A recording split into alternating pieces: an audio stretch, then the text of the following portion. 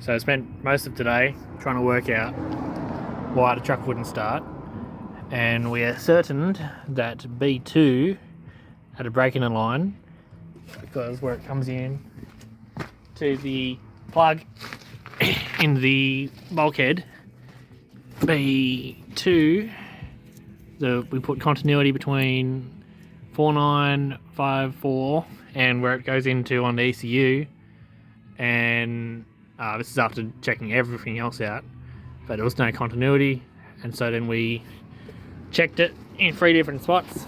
We then proceeded to cut it, from here all the way around to just below this elbow, that somewhere in there was a break.